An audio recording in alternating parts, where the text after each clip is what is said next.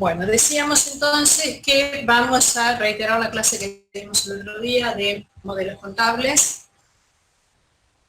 En realidad hoy no vamos a aprender absolutamente nada nuevo.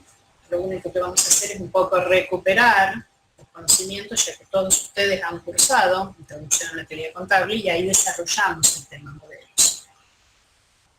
Así que ahora lo que vamos a hacer es simplemente recordar algunas cuestiones que me están pidiendo para ingresar y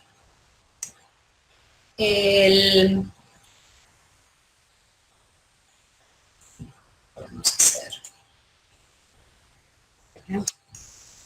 si podemos que ingresen los compañeros.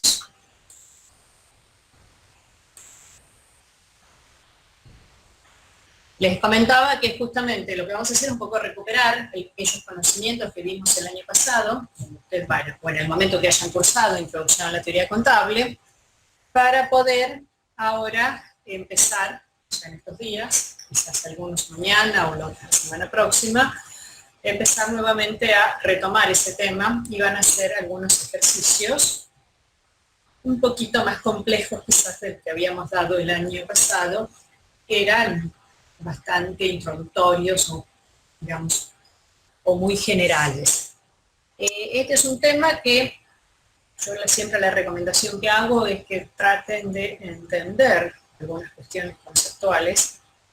Sé que a veces les cuesta un poco relacionar la teoría con la práctica, pero que justamente no podemos hacer unos ejercicios o algunas actividades sin tener muy claro algunos conceptos, porque justamente si lo hacemos medio mecánicamente es ahí donde podemos tener problemas o donde se pueden llegar a equivocar, no de que esto menos esto y nada más.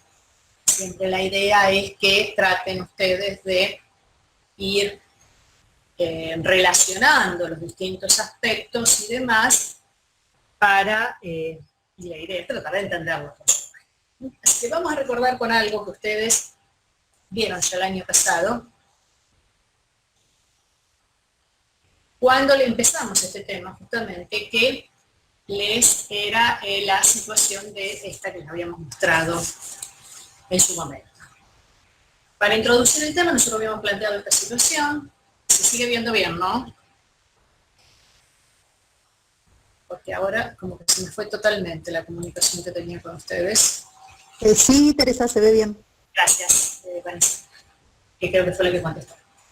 Les decíamos que Juan Limón en ese momento presentaba un pequeño caso introductorio, un caso práctico, donde decíamos que Juan Limón contaba con 50 pesos, que decidió destinarlo a una actividad económica, que era vender manzanas en la calle.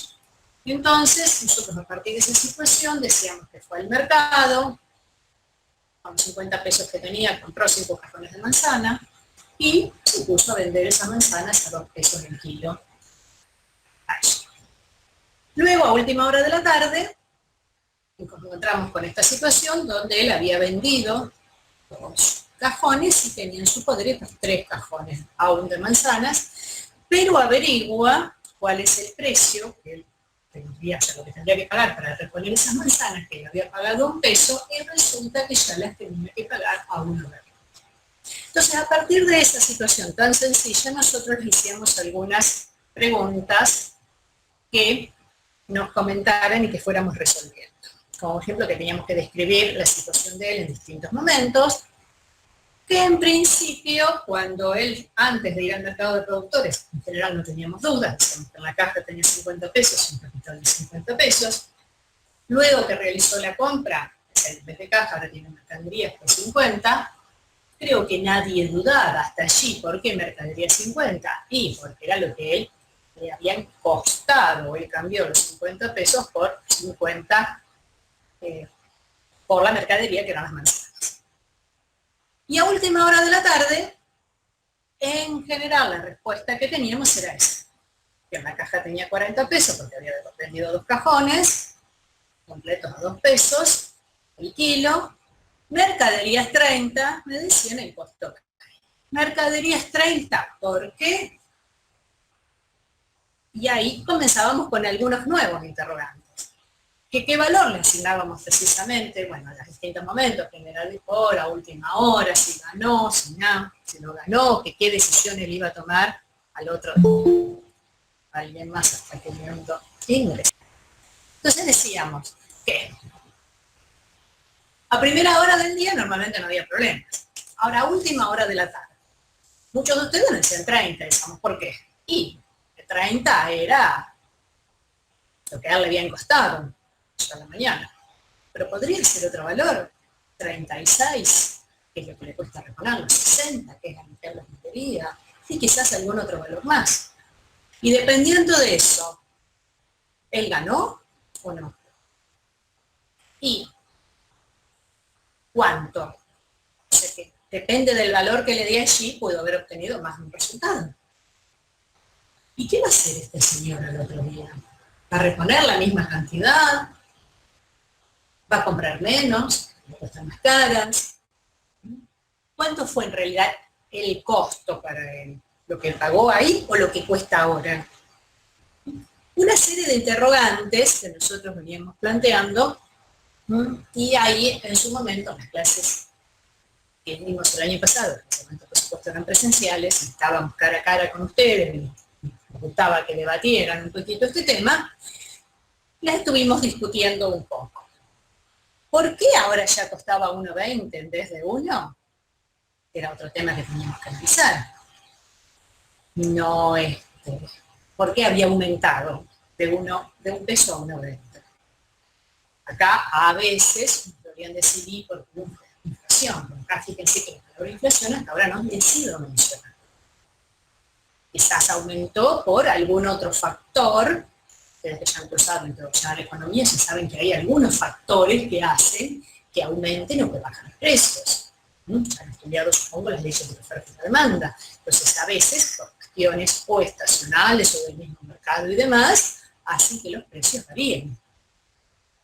Entonces, hasta ahí teníamos todos esos interrogantes.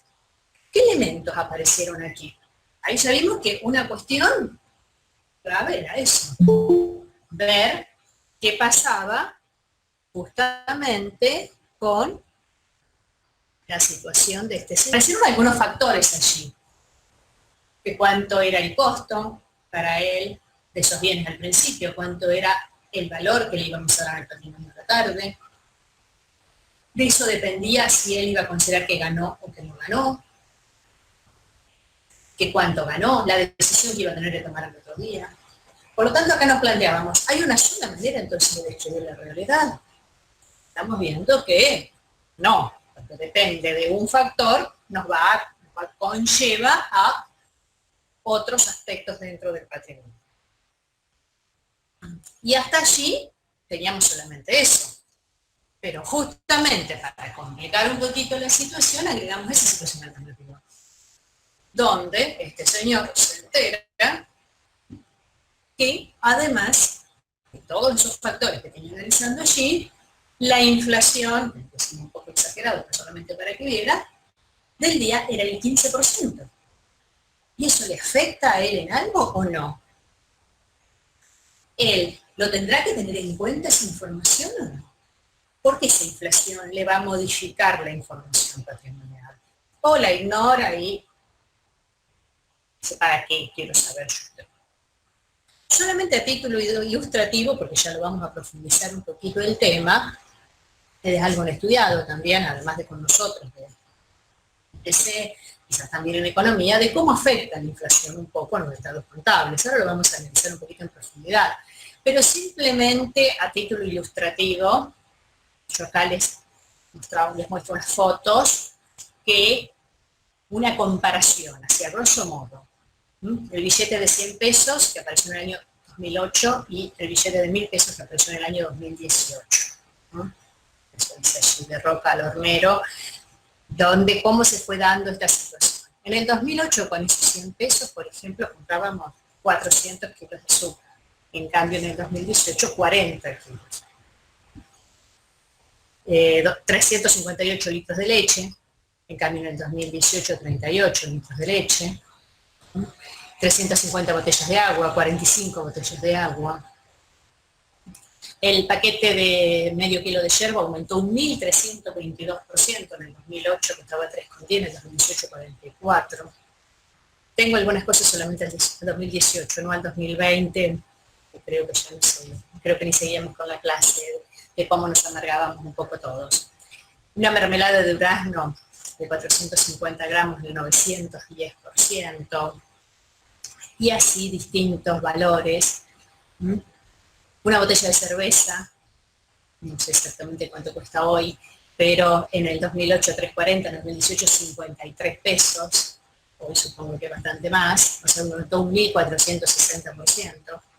Al 2019 tengo esta, ¿no? Un Fernet Branca, 33 pesos en el 2009, en el 2019 199, y creo que ahora está más de 200 pesos, creo que cerca de 300, no lo sé con certeza.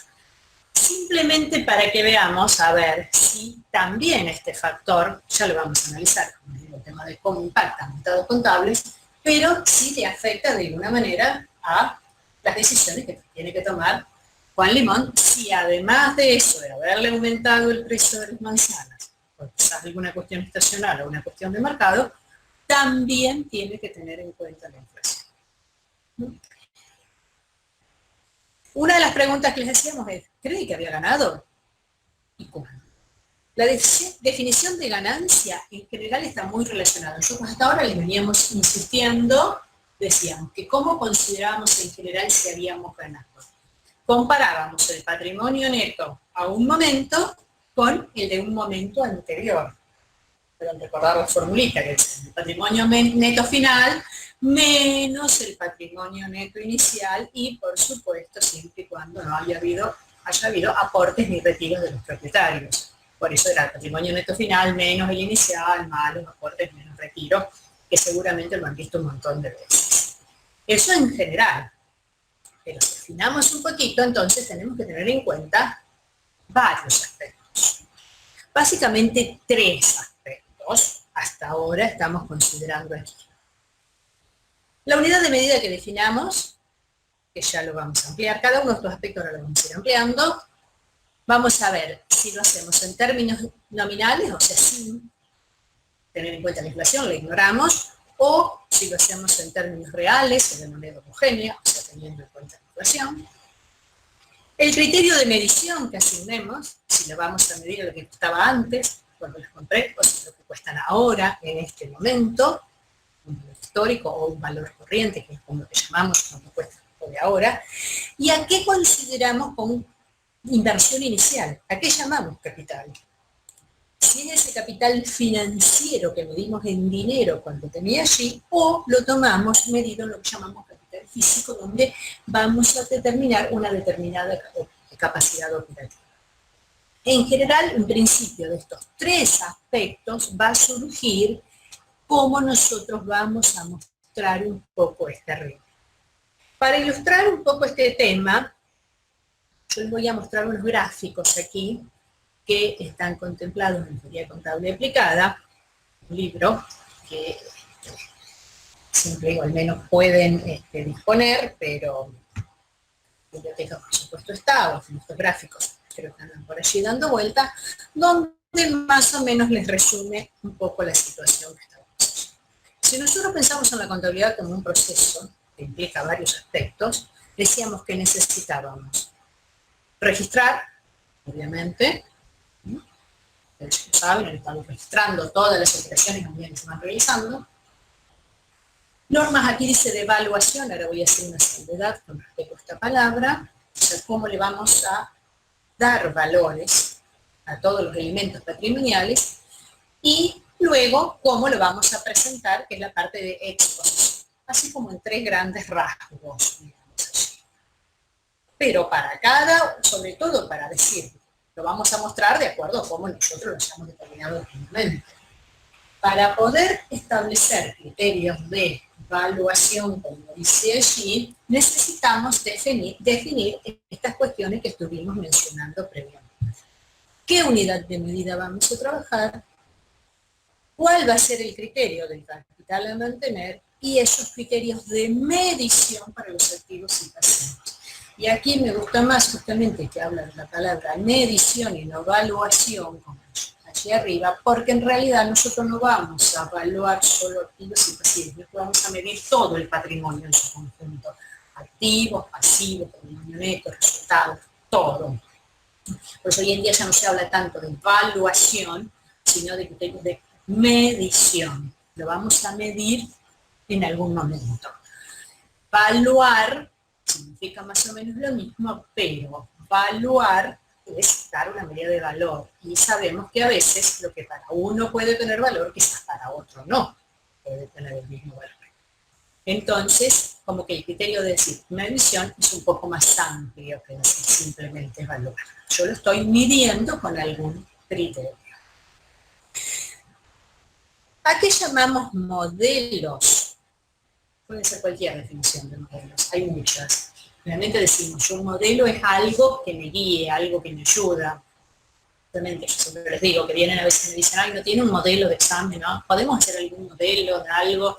Y esto así lo van a tomar, o sea, algo como para guiarme. Entonces, los modelos contables, algunas definiciones que por allí tomamos son las que tienen escritas allí, dice representación simplificada de la realidad, diseñados con el propósito de comprender y estudiar la situación y evolución de los docentes, o un poco más sencilla, un conjunto de criterios que vamos siguiendo para confeccionar los estados contables. Acá estamos en el ámbito de la contabilidad financiera. Nosotros tenemos que mostrar, no se acuerdan que el objetivo es información destinada a terceros, de decisiones, entonces necesitamos tener algunos criterios para poder confeccionarlos. Ante los cambios que fue presentando nuestra realidad económica a través del tiempo, vamos a ver sobre la historia de la contabilidad, ni nada de eso, no se preocupen, pero sabemos que nuestra realidad económica ha sido muy cambiante. Entonces, hemos tenido que encontrar algunos elementos comunes que permitan estructurarlo. Y en general, entonces, decimos que los tres parámetros básicos que definen un modelo contable son esos tres que ya mencionamos. El capital a mantener, la unidad de medida y el criterio, bueno, ahí dice evaluación, ya les digo, hoy en día se habla de medición. La unidad de medida, nosotros todo lo medimos en moneda, todo en moneda. No se puede, si bien uno puede hacer algunas comparaciones en otra moneda, pero si no siempre nosotros ese común denominador que utilizamos es la moneda legal de curso legal en el país. Entonces, ahí tenemos dos situaciones. Tomamos la moneda heterogénea o nominal, ignoramos si hay algún proceso inflacionario, o tomamos la moneda homogénea. Constante, dicen algunos, en términos legales, la ley de sociedades habla de moneda constante. Nosotros volvemos a hablar en moneda homogénea a un determinado momento. El capital a mantener, ya dijimos entonces, que está directamente relacionado con el concepto de determinación de resultados. Si yo comparo el patrimonio neto final menos el inicial, tengo que ver qué es lo que considero capital, para saber cuánto es el resultado. Y ahí también tenía dos pautas. O tomaba el capital financiero o tomo el capital físico. Y para medir, tengo también dos posiciones, dos criterios. Tomar los valores del pasado, que son los que llamamos valores históricos, o tomar los valores de ahora, que son los que llamamos valores corrientes, al momento de la medición. Este sería como el abanico completo. Luego, ¿cómo armo un modelo contable? De la combinación de estos criterios. Yo puedo ir combinando uno de unidad de medida con uno de capital a mantener con uno de criterio de medición. Por ejemplo, moneda heterogénea, capital financiero, valores históricos, o moneda homogénea, capital financiero, histórico, o así. Por eso, de la combinación de los distintos elementos surgen distintos modelos contables, que son los que llamamos modelos puros. ¿Qué significa esto? Que si voy a trabajar con impuesto histórico, trabajo todo con impuesto histórico. Si trabajo con valores corrientes, todo con valores corrientes. O sea, no voy mezclando elementos. Los modelos puros son básicamente 6 que surgen de la combinación estricta de los distintos elementos, de esos de los tres criterios tomando uno de cada uno de ellos. Puedo trabajar con capital financiero, con moneda heterogénea o homogénea, y con costo histórico o valores corrientes, que son todas estas primeras cuatro combinaciones.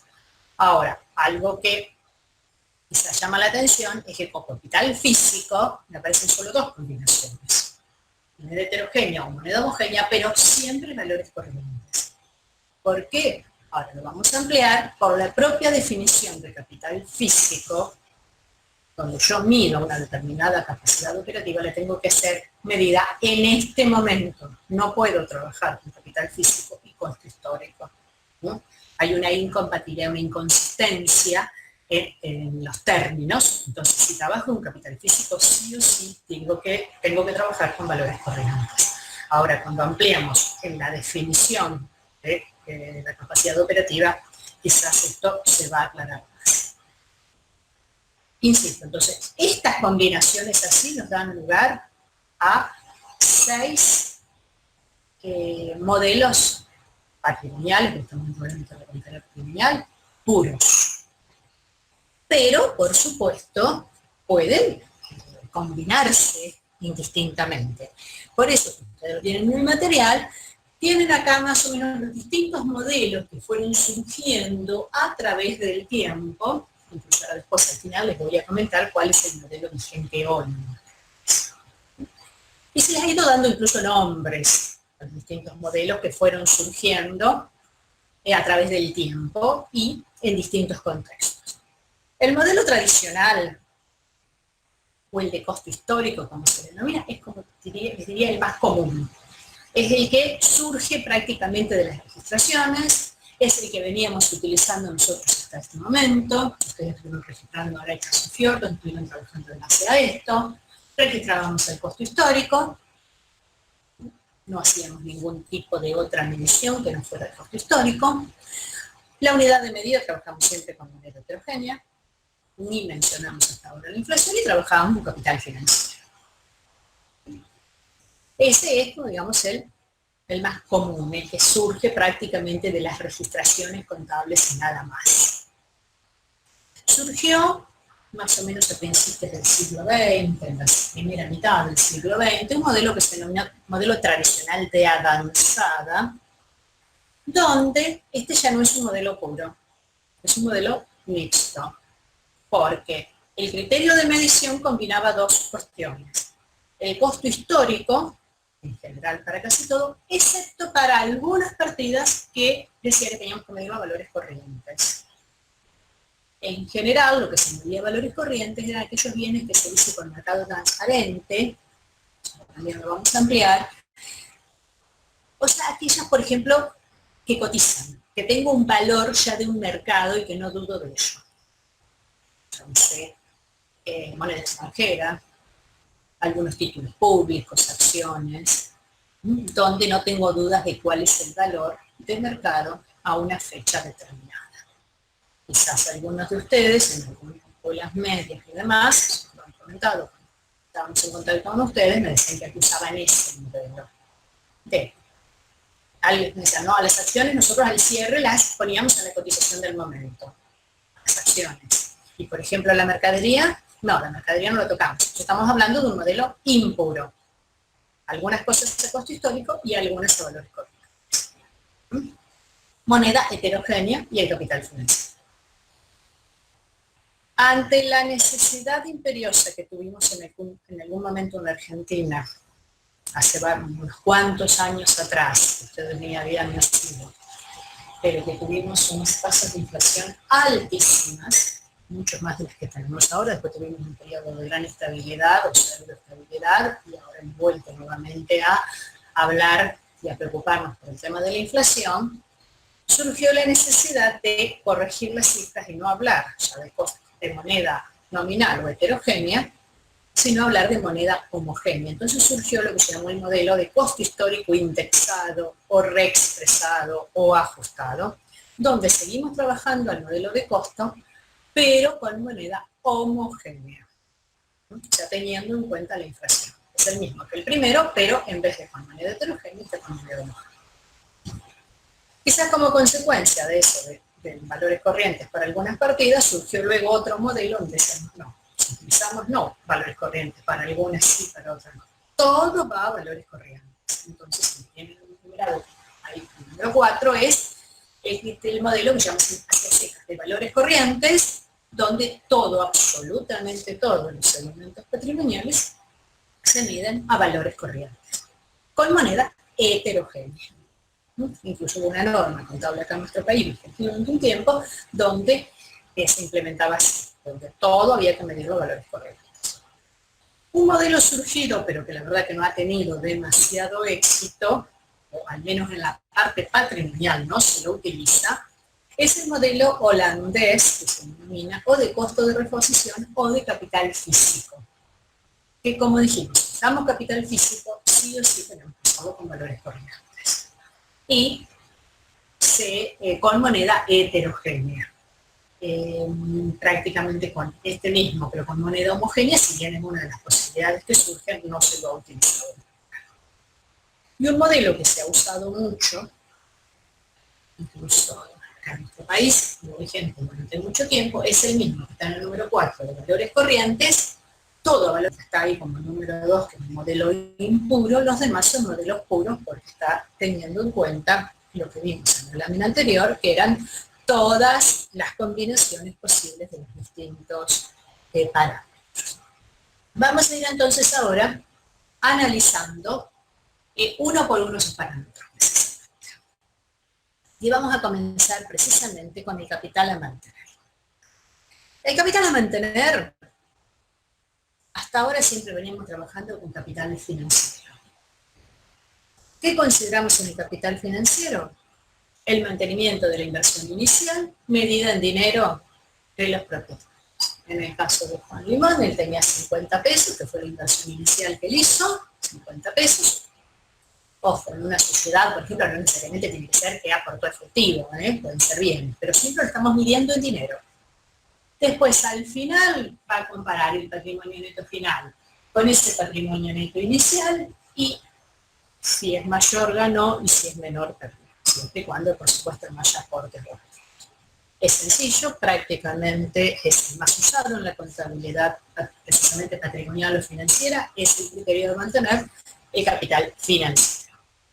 Nosotros, cuando se constituye un ente, cualquiera que sea, se hace un aporte inicial, se lo mide en dinero, esa es la cifra que va allí al capital, y esa queda, incluso no se modifica hasta que no hay algún cambio, que ese aumento se disminuya esa inversión inicial.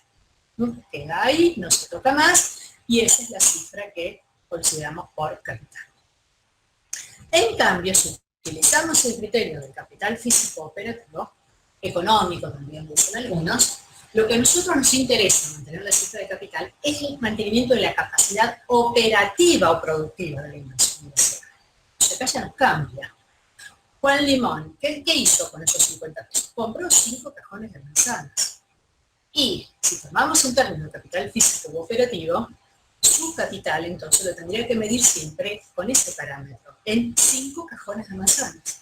Para saber si él ganó o perdió, tendría que después al final saber si puede comprar más o menos de los 5 cajones de manzanas, de lo que cuestan en este momento.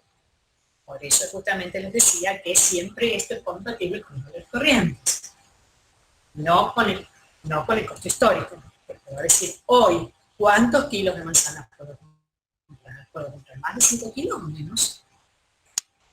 Y si bien las normas contables en algunos casos, en algunos países, dan las dos opciones, normalmente en la contabilidad patrimonial o financiera siempre se usa el criterio del capital financiero, no el del capital físico u operativo. El capital físico u operativo se usa fundamentalmente en la contabilidad gerencial o de uso interno.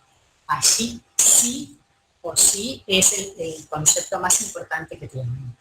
Si nosotros, siempre digo, uno va y le hace alguna prueba y le pregunta a algún empresario o al dueño de un negocio o lo que sea, ¿cuánto es su capital? ¿Cómo usted sabe si gana o pierde? Y normalmente, ¿qué nos va a responder? Y yo tengo, no sé, tantas máquinas, tantos bienes, tantos vehículos. ¿Cómo sabe si gano o pierdo? Y si yo vendo más de tanto, gano. O para poder ganar, tengo que, no sé, vender 100 productos por día. Que no lo hagan el día de hoy, por favor, esas comparaciones, porque hoy estaríamos en problemas, justamente por la crisis que estamos atravesando en este momento. Pero generalmente lo mide así, no sé, un restaurante. ¿Cuántos cubiertos vendo por día? Para ganar necesito tantos cubiertos. Una empresa de servicios. Yo tengo que hacer tantas reparaciones por día. Justamente uno de los problemas que nos trae en la contabilidad patrimonial o financiera es cómo definimos esa capacidad operativa productiva. Que por eso les decía que es más, en contabilidad de gestión no hay inconvenientes con ello, pero en la contabilidad financiera sí. ¿Cómo podemos medir esa capacidad operativa productiva? Una forma más o menos sencilla, en el caso que estamos mencionando, reponer los mismos activos que tenía la inversión inicial. Él siempre va a comparar si quiere reponer los mismos 5 cajones de manzanas. Pero ¿qué pasa? Si no sé, por algún motivo no existen más manzanas, o no quiere este señor seguir vendiendo manzanas, o quiere vender manzanas y otra cosa, o sea, siempre va a tener que medir en reponer esos mismos activos de la inversión inicial. Sería una de las formas que yo tengo de medirlo. Otra manera sería en la reposición del valor de la capacidad de servicio de esos activos que me permitan producir en ejercicios futuros ese mismo volumen de la inversión inicial. O, en el caso de la empresa industrial, reproducción de la capacidad para producir en ejercicio futuro el mismo valor de los bienes y servicios de la inversión inicial. Yo siempre tengo que seguir fabricando tantas unidades o vendiendo tantas unidades, o trabajar, no sé, al 80% de mi capacidad operativa de la fábrica. Por eso digo, son conceptos que nos dificultan la tarea al momento de medir y demás en la contabilidad financiera. Nosotros en la parte práctica, en general casi todos los ejercicios con capital financiero, vamos a hacer un único ejercicio con capital físico y operativo, donde justamente lo que les queremos mostrar es cómo afectan la parte de resultados, y queremos ilustrárselo de esa manera para que vean cómo cambia el resultado y o sea, cómo afecta en el patrimonio si lo estamos midiendo de esta manera. Van a hacer un ejercicio práctico donde van a trabajar con capital físico para ver justamente cómo determinamos en ese caso la utilidad, la ganancia, y qué me cambia, por supuesto, con respecto al capital financiero. Pero en general, ya les digo, en la mayoría de los casos, la contabilidad financiera utiliza el concepto de capital financiero. O sea, con el capital a mantener en general no hay inconvenientes. Vamos a pasar a otro de los elementos, que es el denominado, el de los criterios de medición, o como se dice allí, el criterio de evaluación. Teníamos dos grandes también criterios: trabajar con valores del pasado, valores históricos, o trabajar con valores al momento en que estamos midiendo, que normalmente es la fecha de cierre del ejercicio, que es lo que llamamos valores corrientes. Si trabajamos con valores del pasado, decimos que todo lo medimos al costo, o el costo histórico. Yo a veces digo, esto es medio una redundancia, es el costo histórico, porque es costo de lo que pasó, ¿no? Que siempre de atrás, a mí me costó tanto. ¿A qué llamamos costos? Pues ya lo vimos el año pasado, el sacrificio económico incurrido por la adquisición del bien o servicio, que se compone del valor de compra, más los gastos directos que teníamos, lo estuvieron viendo también en los Sofiordos. Y si fuera una empresa industrial, la sumatoria de todos los costos incurridos para obtener un determinado producto. Un costo, simplemente costo histórico. Valores corrientes son el valor hoy, el momento en que nosotros estamos midiendo todo el patrimonio.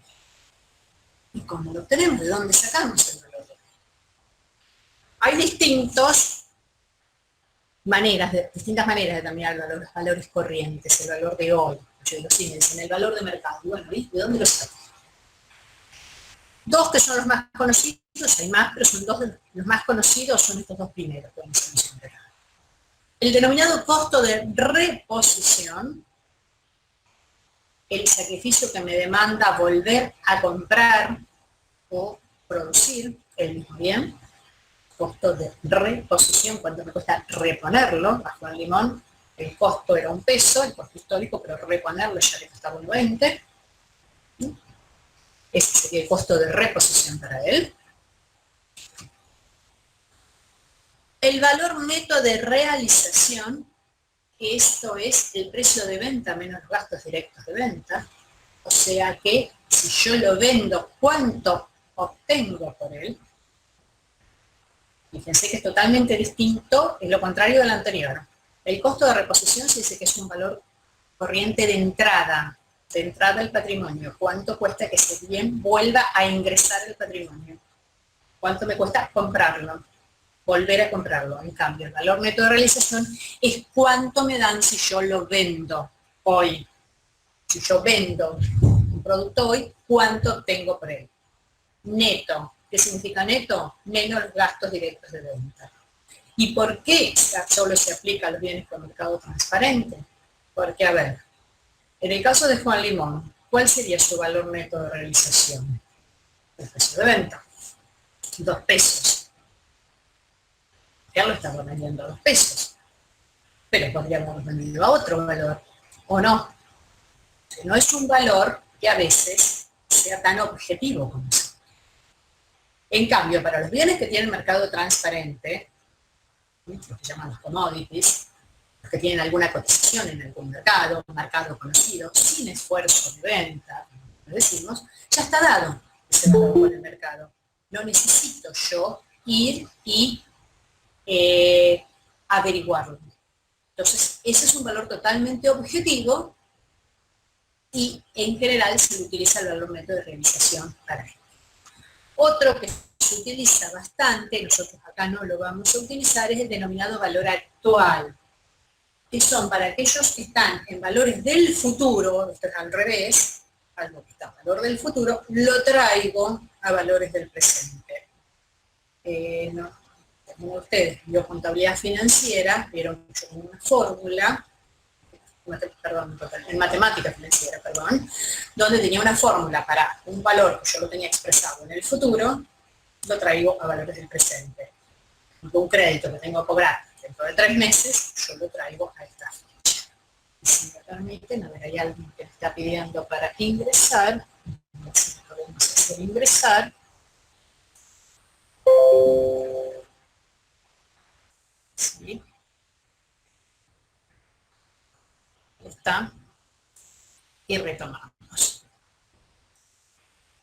En general, los distintos valores corrientes, los más conocidos son estos que tenemos aquí. El valor nominal es uno que a veces se discute si es un valor corriente o qué es. El valor nominal es el valor escrito.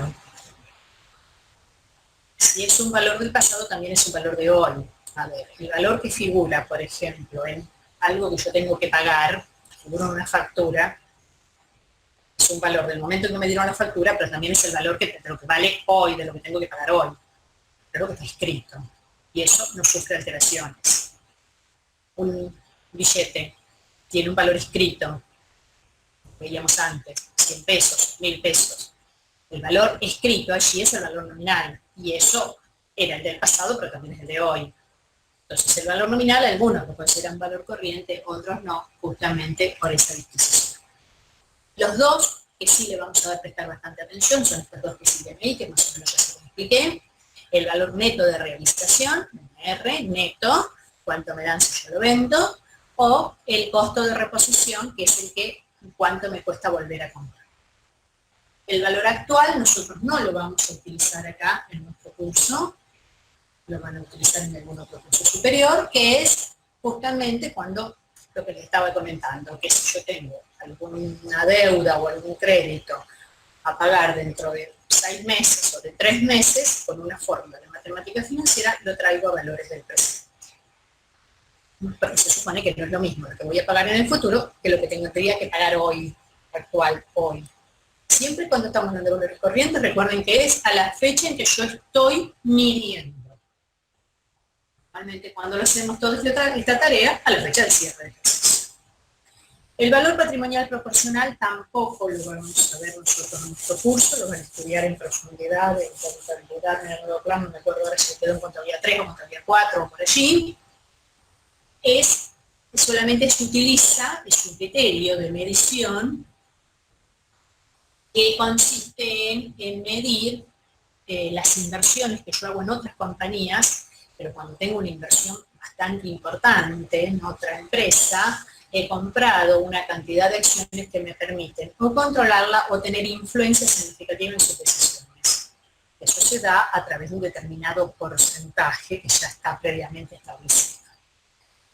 Para tener el control, por supuesto, más del 50%, o tener al menos una influencia significativa que con el 20% o algunos otros factores ya se da, se utiliza este criterio de medición, que muy sintéticamente, complejo el tema, consiste en medir, si yo compré, por ejemplo, el 60% de la compañía X, lo que voy a hacer es tomar el patrimonio de esa compañía X, lo que me informa en su patrimonio, y tomar el 60%, la proporción que yo tengo. ¿Por qué algunos dicen que esto no es un valor corriente? Y porque yo no sé, yo estoy tomando el 60% de lo que a mí me están informando. No sé si el otro ente lo midió con un costo histórico o a valores corrientes. Para mí es un valor corriente porque yo lo estoy tomando hoy. Ahora, yo no sé si los valores de ese patrimonio están expresados a valores de hoy. Pero es una cuestión técnica que no nos interesa. Y este último, evaluaciones técnicas o revalúos, también se lo denomina, es cuando a determinados bienes recurro a algún perito o a alguna persona especializada para que le dé un valor técnico, porque quizás no puedo encontrar el valor de reposición, porque ese bien no se fabrica más. A veces esto ocurre con algún bien de uso, con algunas máquinas, donde yo la tengo y aún me funciona, pero reponerla es imposible porque ya hace años que no se hace. ¿Y cuánto me dan si la vendo? Menos aún, porque a lo mejor no me dan absolutamente nada. Pero la máquina funciona y entonces a veces tengo que recurrir a un especialista y le asigna un valor en función de las condiciones del uso. Muchas veces esto lo tomamos como un artefacto, a veces se rompe o algo, y decimos, ¿me conviene repararlo? ¿Me conviene? ¿Todavía me va a durar 3 o 4 años más o no? Entonces eso sería como una evaluación técnica. Sí, el valor que tendría hoy sería este y todavía puede durar 3 ejercicios más, 2 ejercicios más. Tampoco lo vamos a ver. Nosotros vamos a trabajar, nos vamos a limitar en nuestro curso a los 2 valores corrientes con los que vamos a trabajar, van a ser el BNR y el costo de reposición. Justamente, ¿de dónde lo vamos a obtener? Pues nosotros en un ejercicio los vamos a dar, ¿no? Pero conceptualmente, el BNR es el precio de contado, como les dije, siempre de contado, más ingresos adicionales, si tuviera, y menos los costos destinados para la venta. Ejemplo más práctico que vemos acá, como nos han trabajado con acciones, es justamente eso. Yo tengo acciones no para una inversión permanente que he comprado, sino con fines especulativos. Sobraron unos pesos y fui, compré y decidí invertir en la bolsa y compré acciones. Entonces, ¿a cuánto los valúo? A lo que cuestan hoy, a lo que me darían hoy si yo las vendo. Que no va a ser a lo que está la cotización ahí en el mercado, a lo que yo me informo en algún medio de que están.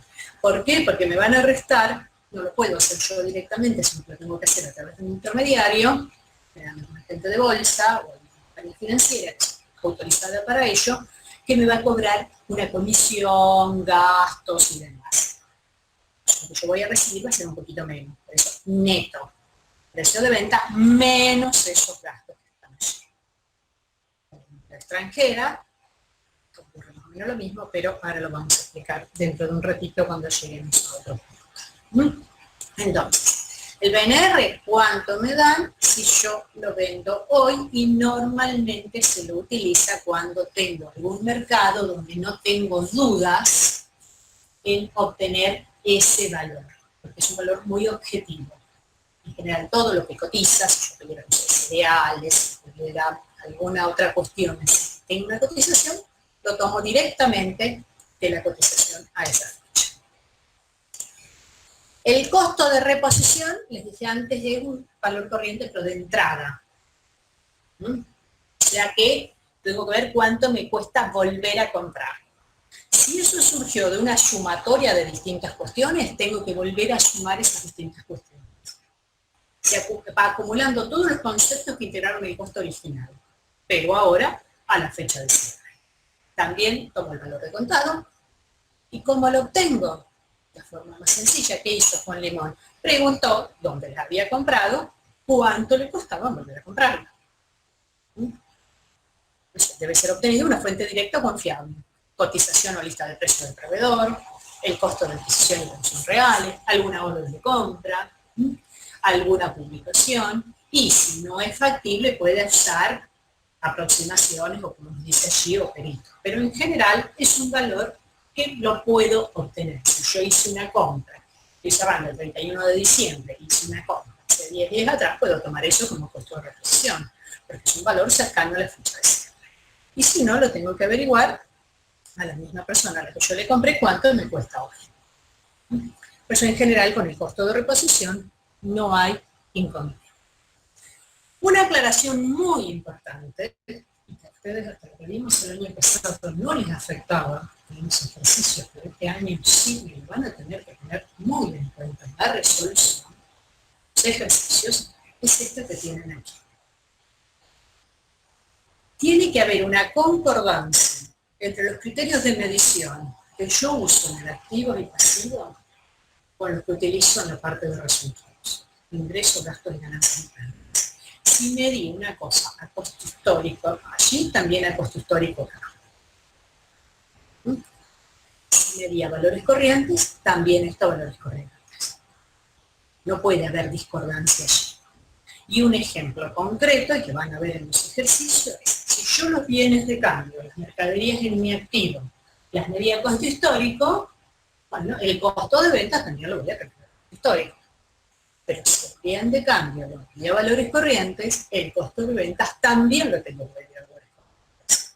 Porque es un costo consumido, ¿o no? Bienes de cambio, un costo no consumido, una vez que lo vendí, eso se transformó en un costo consumido y va a estar en el estado de resultados. Esos criterios que utilice allí tienen que ser coincidentes. Esto quizás es lo único nuevo, vamos a profundizar, les había dicho yo, algunas cuestiones que el año pasado nos teníamos medio por encima, y esto sí lo vamos a agregar, porque esto no lo vamos. Pero hay que tenerlo muy en cuenta, que no se produzcan estas asimetrías en la misma información. En algunos otros aspectos también, pero este es uno de los donde más se ve reflejado precisamente. Bueno, nos queda el otro parámetro, que quizás es el que más trabajo nos da, que es la unidad de medida. La unidad de medida, ya dijimos que nosotros todo lo medimos en pesos. No se pueden presentar los estados contables. Algunas empresas lo presentan en dólares también, o sea, en doble moneda, una contabilidad monetaria, o pueden establecer para su uso interno comparaciones en moneda extranjera. Pero a la hora de presentar los estados contables se presentan en pesos. En lo que llamamos, nosotros denunciar la moneda de cuenta. Pero, ¿qué pasa? Ya les mostré algunos ejemplos, y vamos a profundizar. La moneda de curso legal no mantuvo su valor estable en el tiempo, sino que va cambiando el poder adquisitivo. Entonces, pongo el ejemplo, si yo guardé 100 pesos hace un tiempo atrás en un cajón, lo olvidé en algún bolsillo, lo que sea, y ahora lo tomo nuevamente, ya vimos lo que pasaba. Antes podía comprar no sé cuántos litros de leche y ahora compro parece una parte. Cuando se produce esa pérdida de poder adquisitivo que se prolonga en el tiempo, estamos en lo que se va a llamar un proceso inflacionario. Que en Argentina hemos tenido muchísimos periodos inflacionarios. En la década del 80, también en el 89, una inflación que alcanzó niveles altísimos. Y luego mantuvimos un periodo de estabilidad durante bastante tiempo, luego tuvimos un repunte en el año 2001, Luego volvimos al periodo de estabilidad y hace un par de años consideramos que estamos nuevamente en un periodo inflacionario. Si podemos saludar con otro compañero que llegó medio tarde y que quiere unirse.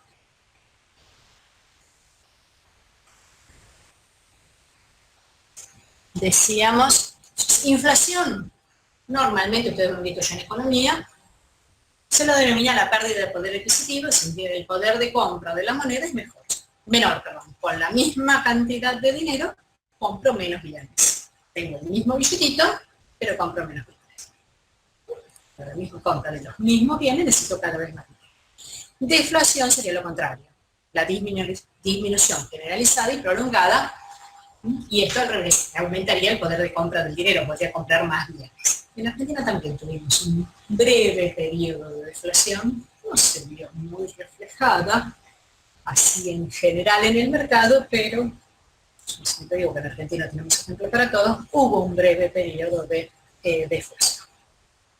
Ya les digo que casi pasó medio inadvertido, pero para ilustrar un poco, muestro aquí cómo fue cambiando la moneda de curso legal en la Argentina prácticamente desde el siglo pasado hasta la actualidad. ¿No? Quise ir mucho más allá.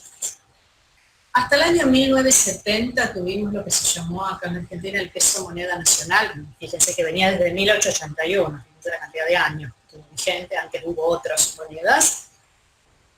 El símbolo ese que tiene al costado, los pesos moneda nacional. Estamos hablando hasta 1970. ¿eh? En 1970 apareció para complicarle la vida a todos en ese momento, que era el llamado peso ley o peso ley 1888, donde la conversión era de un peso ley eran 100 pesos moneda nacional. O sea que era un poco difícil de hacer la conversión porque se le quitó 2 ceros, como era la moneda, y es muy difícil convertir así, digamos, mentalmente, y ocasionaba un montón de problemas. El símbolo era ese peso que tienen ahí. Por cambios políticos y económicos, siempre acá tenemos que ir relacionando el contexto político y económico que surgió en ese momento, en el año 1983, surgió lo que llamaba el peso argentino, la ley económica que hubo en ese momento, el peso argentino ahora equivalía a 10.000 pesos ley. Ley 1888, peso argentino que se denominaba así. En 1985 ya teníamos un proceso inflacionario muy grande. Surgió lo que se denominó el Plan Austral, yo era ministro de Economía en ese momento, y llegó que la moneda, el símbolo del austral que tienen ahí al costado, un austral equivalía a 1.000 pesos argentinos. Siempre está hecha la conversión con el de arriba. A 1.000 pesos argentinos. Y finalmente, en 1992, otro plan económico que hubo en ese momento, que después devino en el 95 la convertibilidad de un peso a un dólar en ese momento, en 1992 surgieron los nuevos pesos, que es el peso que tenemos actualmente, que equivalía a 10.000 australes. Si nosotros miramos así, nos damos cuenta que desde el 1970 hasta la actualidad, nuestra moneda perdió 13 ceros. Ese número que está ahí en rojo casi no se puede ni leer de tantos ceros que tiene. 13 ceros desde la moneda nacional hasta ahora. Lo podemos mirar al revés, así. Un peso de ahora equivale a 0,000, todos estos ceros, una moneda nacional. Y tienen las otras conversiones también allí. A ver, volviendo a la pregunta que hicimos inicialmente, ¿afecta la inflación a la información contable? Yo todo lo mido en pesos, por el peso vigente en este momento. Si todavía tengo un inmueble que haya comprado en 1970, lo puedo tener perfectamente, 50 años. Lo puedo tener perfectamente. Quizás muchos de ustedes, casa donde viven o de algún familiar, tienen más de 50 años. Y ese bien se compró en, digo, 1.000.000 de pesos de ese momento, pero sería una exageración para ese momento, 1.000.000 de pesos, una cosa o sea, impresionante, si yo le empiezo a sacar todos estos ceros, me va a quedar 0,000, no sé cuánto, 1. Si me costé un peso nada más de ese momento, ya serían todos estos ceros. Y eso figura en mis estados contables porque todavía está en funcionamiento. Y si yo compré el año pasado o el mes pasado otro bien de similares características y me costó, no sé, 5 millones de pesos, de hoy, yo tendría que estar sumando entonces en mis estados contables 5 millones de pesos más 0,000001. Porque tengo dos inmuebles, uno que vale 5 millones y el otro que vale 0,001. Como ven, es un disparate. No puede de ninguna manera estar reflejando eso porque son de las mismas características. ¿No? ¿Se entiende? Esto es un poco para reflejarles cómo impacta la inflación justamente en la información contable. ¿No? A nadie se le ocurriría hacer eso, aunque decimos, bueno, está todo en pesos, es verdad, está todo en pesos, no nos vayamos a algo tan lejano, si quieren, a otro, sino los mismos pesos que tenemos ahora vigentes, pero algo que compré en el año 92, algo de ahora, es la misma moneda, no cambió. Justamente por todos estos cambios de poder adquisitivo de la moneda es lo que provoca esta heterogeneidad de las mediciones y que me hace que presente información totalmente distorsionada. Es una barbaridad lo que estoy diciendo. Entonces, esto me implica llevar a hacer algún mecanismo que me ajuste las cifras y las presente en moneda del mismo poder adquisitivo. Ojo con esto, los parámetros son totalmente independientes entre sí. Una cosa es la unidad de medida y otra los valores corrientes. Valores corrientes ya hablé, se daban por cambios de mercado, por situaciones de demanda, por algunos otros factores. No tiene nada que ver con la inflación. Puede no haber inflación, igual cambiar el valor de algún bien. Por algún otro motivo, siempre relacionados con causas del mercado. Porque el bien es limitado, o porque es escaso, o porque hablábamos recién de algún inmueble, porque está ubicado en una zona que antes no era muy requerida y ahora sí, o al revés, antes era más valorizado en ese valor, ojo que pueden aumentar o bajar, aumentar o disminuir, no es que siempre va a aumentar. Estaba ubicado en un lugar que, estaba más de moda o algo así, y ahora bajó porque no se va a nadie. No tiene nada que ver, unidad de medida con criterio de medición. Acá únicamente lo que vamos a hacer foco es en si tenemos en cuenta la inflación, si cambió el poder adquisitivo de la moneda. Entonces, las dos opciones que teníamos eran medir en moneda heterogénea o nominal, donde directamente ignoramos los cambios de poder adquisitivo de la moneda, estamos en un lugar donde no hay inflación, entonces no tenemos ni por qué preocuparnos. Tuvimos mucho tiempo en el periodo que llamamos de estabilidad monetaria, entonces presentábamos las cifras al valor nominal, ni nos preocupamos de nada. Si hay inflación no le damos bolilla o directamente lo dejamos allí. O presentamos en lo que llamamos moneda mojada, donde consideramos el efecto del cambio de la moneda. Y esto me implica que yo tengo que hacer todo un procedimiento, que lo vamos a desarrollar en clases, un método para lo que se llama reexpresarlo. Yo ya lo tengo expresado en moneda. Lo que voy a hacer ahora es reexpresarlos. Voy a cambiar. Han surgido distintos métodos, también a lo largo del tiempo, algunos métodos se llaman no integrales, donde se reexpresan, se ajustan algunos elementos nada más del patrimonio. No todos, sobre todo aquellos que justamente permanecen más tiempo en el patrimonio, que tienen que ver con lo que estábamos mencionando, el bien de uso y demás, que está desde hace mucho tiempo en el patrimonio, o lo recomendable es tomar lo que se llama el ajuste integral por inflación, donde vamos a ajustar absolutamente todo. Eso nos va a implicar que va a aparecer un resultado. Antes no lo mencioné, pero después viene que también, cuando yo aplicaba valores corrientes, también me aparece un resultado en el video de eso. Pero, de todas maneras, ahora lo vamos a recordar.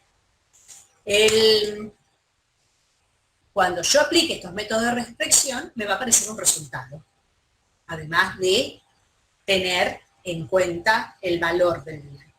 Ese resultado yo lo puedo calcular de dos maneras, a partir de lo que rubros que estuvieron expuestos a ese cambio de poder adquisitivo de la moneda, o al revés, reexpreso que no estuvieron expuestos, pero por diferencia obtengo ese resultado.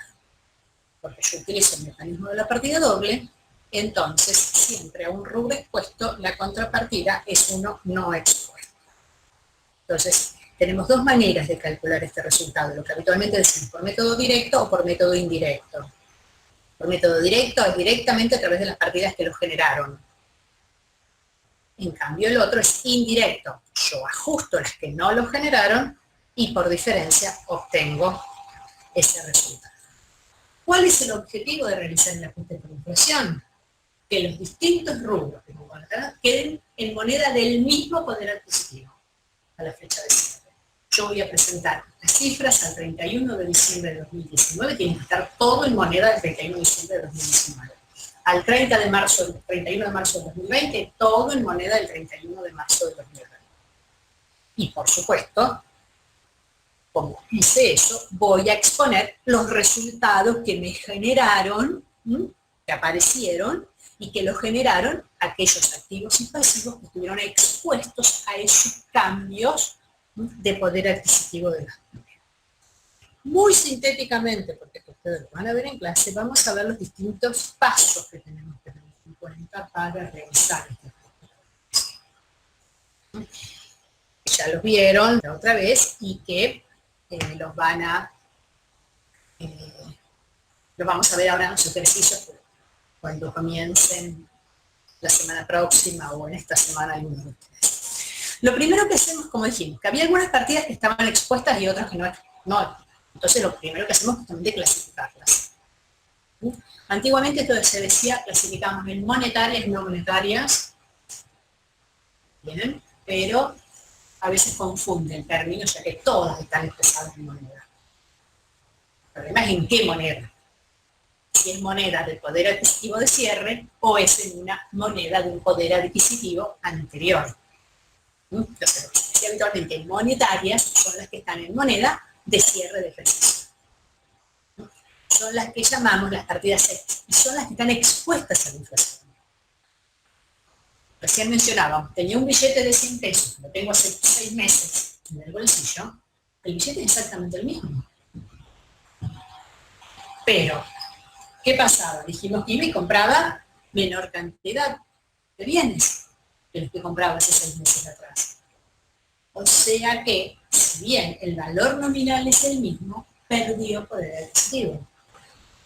Entonces, las que están expuestas a la inflación, que ya están en moneda de cierre, pero que estuvieron expuestas, son las que en realidad me van a generar a mí esa pérdida o esa ganancia. En general, los activos que tienen estas condiciones me generan una pérdida de poder adquisitivo, y al revés, los pasivos una ganancia. Yo tengo que pagar una deuda dentro de 3 meses, pero al valor que está allí escrito. No tuvo ninguna cláusula de ajuste, por supuesto.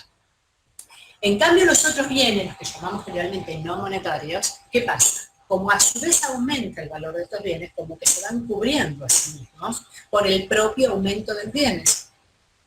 Entonces, lo primero que hacemos es clasificar las partidas. Si están expuestas o no están expuestas. O en monetarias o no monetarias, como les quieran llamar. Lo que yo voy a reexpresar son las no monetarias. Aquellas que no están expuestas. Porque las otras no las puedo tocar. Justamente, si yo tenía ese billete de 100 pesos, no le puedo dibujar un celito más y ahora transformarlo en mil. Ojalá pudiera, pero no lo puedo hacer. Entonces, lo que voy a hacer es justamente, esas las voy a mantener a su valor nominal.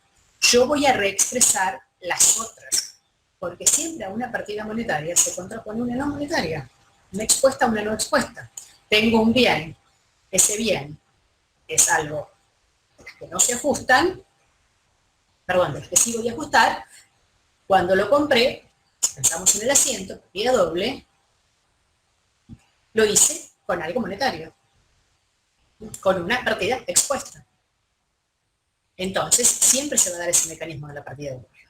Entonces, en conclusión, yo voy a clasificar a las que están expuestas y las que no están expuestas, o las que están en moneda de cierre y que no están en moneda de cierre. Es todo lo mismo. Las que generan el RECPAN, las que no generan el RECPAN. Estoy diciendo distintas denominaciones para decir lo mismo. Las que yo voy a reexpresar van a ser esas generalmente, generalmente no, que van a ser justamente las no monetarias. Las que no estaban expuestas. Las que no me generan un RECPAN. En general, ¿cuáles son las expuestas? Las que no voy a ajustar. Es más fácil pensarlo así. Todo lo que tenga en caja y bancos, en pesos, por supuesto, en moneda extranjera, porque eso sí va cambiando el valor y se va cubriendo así mismo el valor. Todos los créditos y todas las deudas, también en pesos, y sin cláusula de ahorro. Todas las demás se reexpresan. Todas las demás, excepto esos 3 rubros, todas las demás se reexpresan. ¿Cómo voy a hacer para reexpresarlas? Lo primero que tengo que determinar es la fecha de incorporación al patrimonio de esas partidas, que es lo que se llama anticuación de partidas, la fecha en que se originó, que ingresó al patrimonio. Tengo un determinado bien que tengo que reexpresar, tengo que ver cuándo lo compré, cuándo apareció en el patrimonio. La fecha de ingreso al patrimonio. Voy a determinar el coeficiente con el que yo voy a trabajar, porque yo le voy a aplicar un coeficiente para reexpresarlo. Ya está expresado en moneda, con un coeficiente lo voy a reexpresar. El coeficiente surge de la combinación de 2 índices. En los ejercicios nosotros vamos a dar al coeficiente, no se preocupen.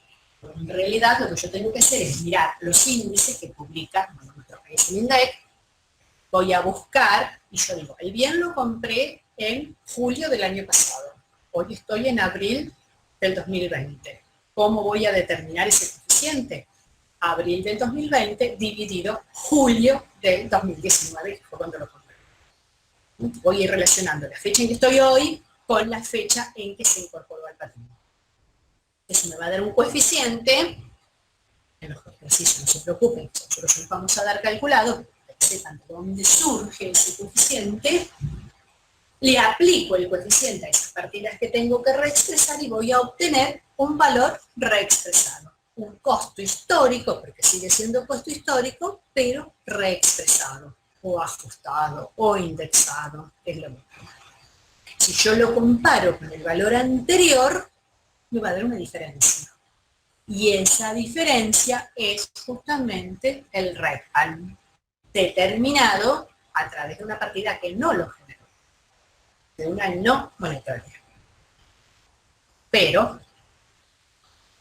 el verdadero RECPAN, los que lo generaron fueron las partidas monetarias. Entonces yo puedo calcular, así como hice antes, lo calculé de una manera indirecta. Yo puedo calcular el RECPAN, resultado por exposición a cambios de poder adquisitivo de la moneda, RECPAN, lo puedo calcular directamente a través de las partidas que lo generaron. De la caja, de los créditos y de las deudas. Y ese sería el verdadero RECPAN, calculado por las que lo generaron, que son las partidas expuestas.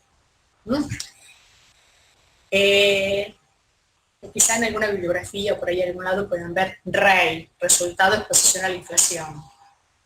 Antes, hace mucho, se llamaba así. Ahora, cambios de poder adquisitivo de la moneda. Ya vimos que podía ser para arriba o para abajo, un cambio en el poder adquisitivo de la moneda. El REI. Una cosa que no podemos olvidarnos, estos hasta acá eran los 3 parámetros que condicionaban eso y dijimos que definían un modelo contable.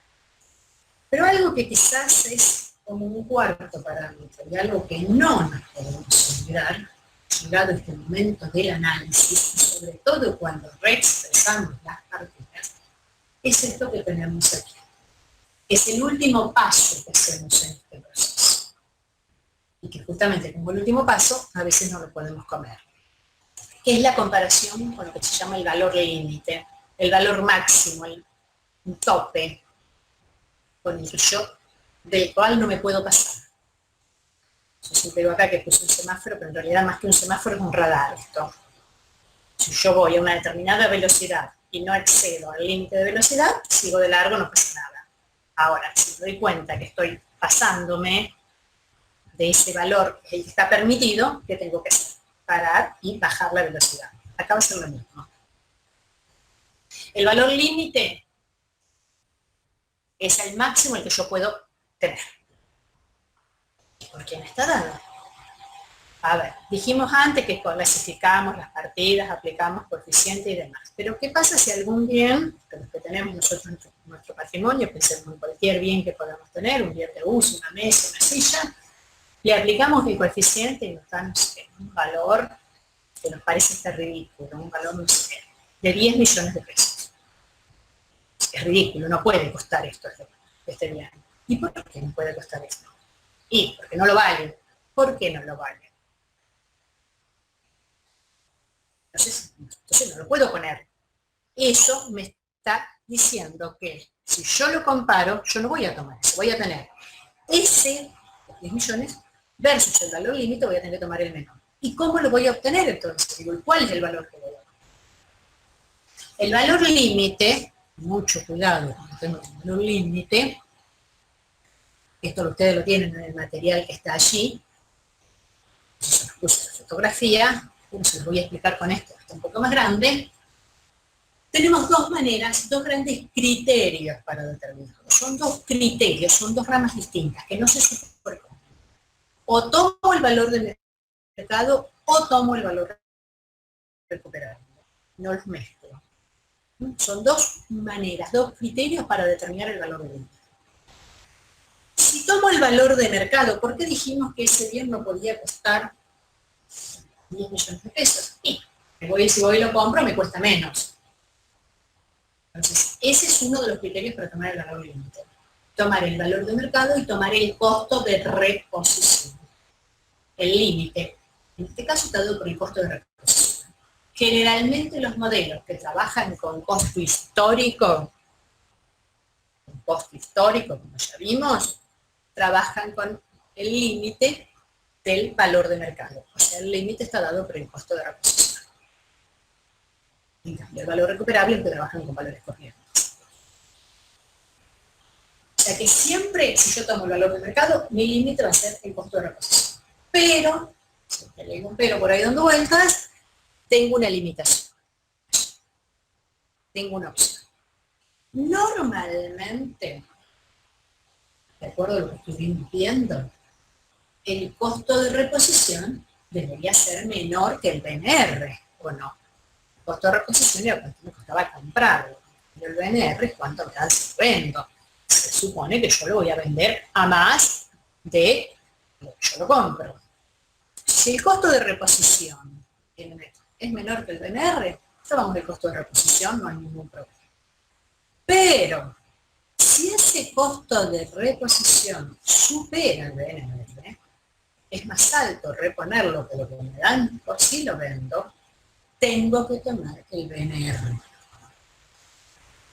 Y esto se da en algunas situaciones, que reponer un bien es más caro de lo que me da si yo lo vendo. Y hay un ejemplo muy concreto para ilustrar esto. Algunos autores dicen, el límite en definitiva está dado, el tope máximo siempre está dado por el BNR, por el valor de venta. Porque fíjense lo que pasa, si el costo de reposición me lo supera, mi límite es el BNR. Antes mencioné muy al pasar la moneda extranjera. ¿Qué pasa con la moneda extranjera? Normalmente la moneda extranjera, si pensamos, como la han visto, en un diario, pasan por algún banco, se informan en otro lado, no podemos pasar por ningún lado, pero bueno, si visualizamos, normalmente decimos, queremos comprar moneda extranjera, queremos comprar dólares. Los argentinos nos encanta comprar dólares. Vemos un cartelito que dice, tipo comprador tanto y tipo vendedor tanto.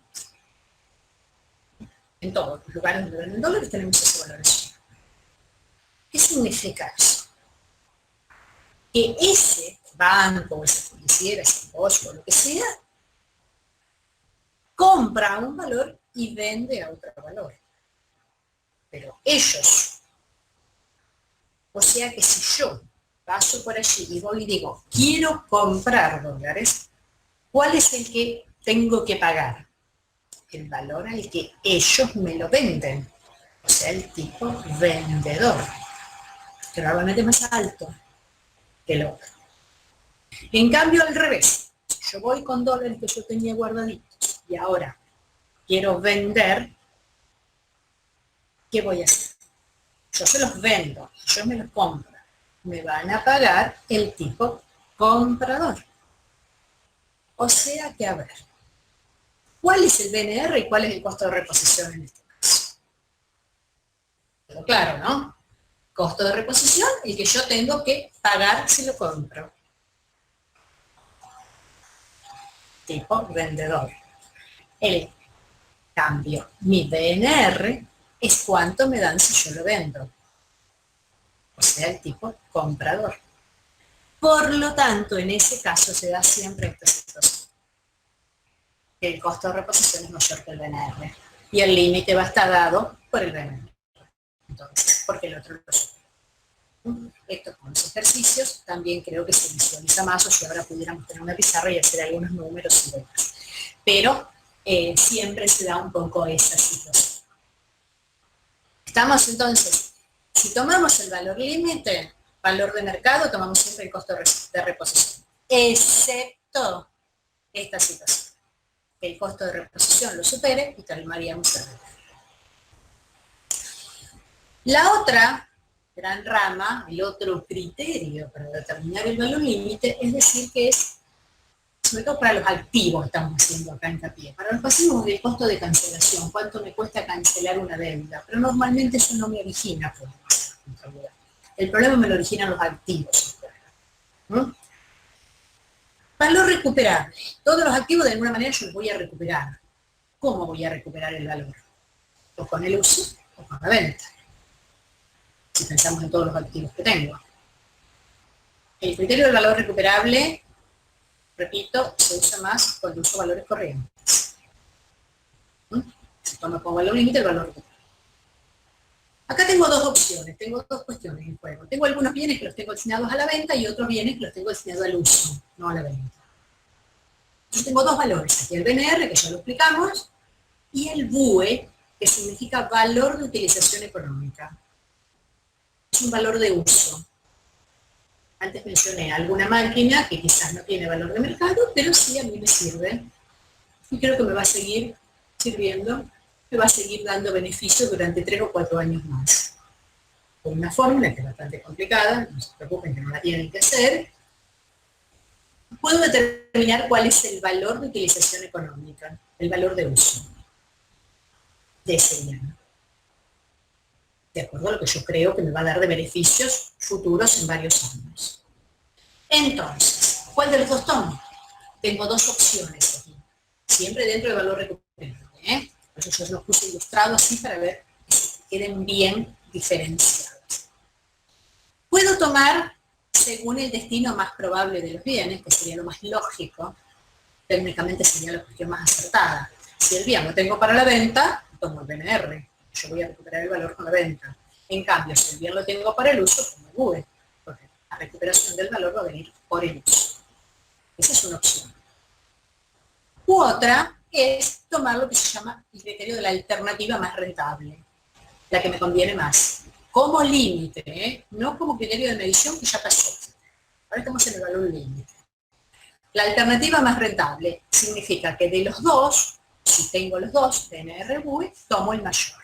Esto se da en muchos bienes de uso que tienen un valor de mercado. No sé, un automóvil, un camión, tiene un BNR y también puede tener un BUE. En ese caso, tomaríamos la alternativa más rentable. En nuestro país, aquí no se ve, pero en el que tenían antes sí, de la alternativa más rentable, que toma el mayor entre BNR y BUE, es el adoptado por las normas contables argentinas en este momento. A nivel de normativa es justamente ese es el que se toma en nuestro país. Pero son distintos criterios, ¿no? Yo podría tomar el valor de mercado o el valor real. Para ir finalizando, de toda esta recorrida que estuvimos hablando, surgieron dos grandes tipos de resultados. Uno que me había olvidado decirse al principio, que eran los resultados por tenencia, que van a surgir justamente cuando yo aplico valores corrientes. El resultado por tenencia surge de la comparación entre un valor corriente, un valor hoy, con algo del pasado. Un dólar.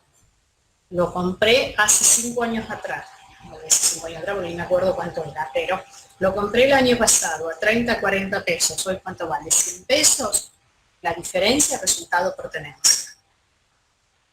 Comparo el valor corriente de hoy con un valor anterior, con el costo. ¿Cuál costo? El resultado por tenencia surge de allí. Si es el costo histórico o el costo reexpresado, ya no depende de si es valor corriente, ya depende de la unidad de medida que utilice. El resultado por tenencia surge siempre cuando hay valores corrientes. Y el otro gran resultado, que ya sí que mencionamos, es el RECPAN, el resultado por exposición al cambio de poder adquisitivo de la moneda. ¿Que cuándo va a surgir? Cuando aplico moneda homogénea. Este gráfico, que lo tienen ustedes en el material, se ve claramente, bueno, por intercambio con terceros, por supuesto aparecen en todos los modelos. Eso ni debería estar aquí porque por intercambio, y nosotros aplicamos, no se olviden, el método de vengado, donde vamos reconociendo los distintos resultados. ¿Cuándo aparece el RECPAN? Cuando hay moneda homogénea. Si no hay moneda homogénea, si no estamos en un modelo que es ajustado, reexpresado, indexado, como lo queramos llamar, no tiene por qué haber RECPAN. El RECPAN va a aparecer solamente en moneda homogénea, el costo histórico ajustado o en valores corrientes. El resultado por tenencia solo me tendría que aparecer cuando hay valores corrientes, porque les acabo de decir que es comparando un valor de hoy con un valor anterior, un valor del presente con un valor del pasado. Por eso el resultado por tenencia cuando hay valores corrientes sí o sí. ¿Y por qué entonces acá en estos dos que no debería existir, no debería haber en costo histórico resultados por tenencia, me aclara solo negativos? Porque ¿cuándo aparece este caso? Cuando, a pesar de estar trabajando con un modelo de costo, tuve este problemita que tuvimos acá. Excedí ese máximo de velocidad, excedí el valor límite. Y dijimos que si excedía el valor límite no podía poner ese valor. Tenía que bajarlo al otro valor. Si yo iba por la ruta, el máximo era 60, iba a 70, tengo que bajarlo. Acá me pasa lo mismo. Y como ya estuvimos viendo que para tener en cuenta el valor límite se tomaba un valor de mercado, ahí voy a reconocer un resultado por tenencia únicamente para bajarlo, por eso dice solo negativo, por eso solo bajarlo, porque si yo no excedía el límite, no le doy orilla, no sigo de largo, reconozco un resultado por tenencia. Pero únicamente me va a aparecer esto aquí si excedió el valor límite. Si no pasó del valor límite, no se olviden que la comparación del valor límite hay que hacerla siempre, en todos los modelos. En todos los modelos. Normalmente cuando trabajo con valores corrientes no tengo problemas de valor límite. Está dado por el mercado y yo tomo un valor de mercado, normalmente no me va a ocurrir que me pase de ese valor límite. Pero cuando trabajo con costo histórico, sí. Entonces, voy a reconocer ese resultado por tenencia negativo únicamente en los modelos de costo histórico si excedió esa medición el valor límite. Mucho cuidado.